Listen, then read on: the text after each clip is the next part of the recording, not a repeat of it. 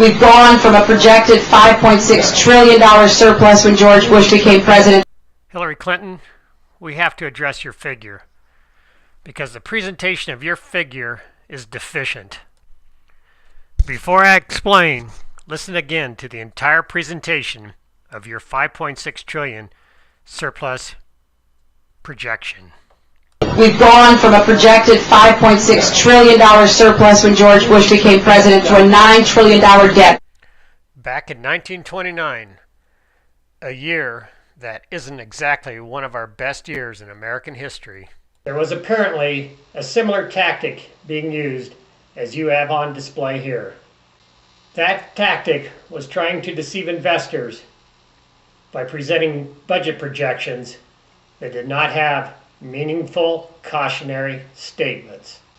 Why do we know this?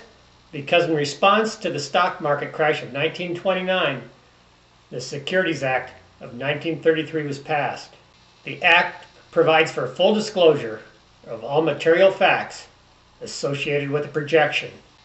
Here are the relevant sections in the Securities Act of 1933. The full disclosure is known as the sunlight theory.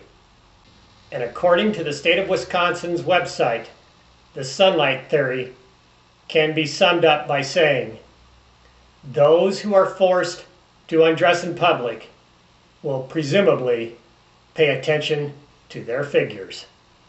So therefore, for you to not be deceitful in your presentation of the $5.6 trillion projected surplus, you must include cautionary statements such as those provided by the CBO in the very report you reference.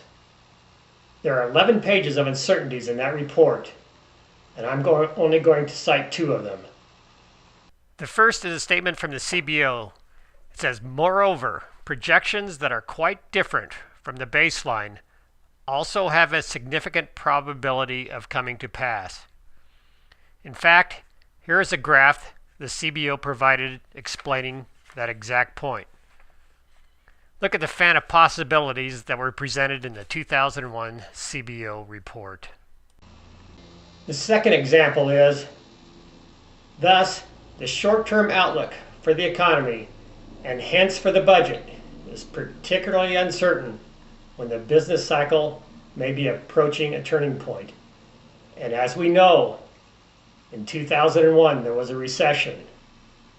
So let me stress, the CBO said, and hence the budget is particularly uncertain because of the possibility of that turn in the business cycle. So Hillary Clinton, I want to tell you, there is a reason the CEO of Enron never dared to present a budget projection the way you do. Because he could go to prison, but it doesn't apply to you because you're running for president.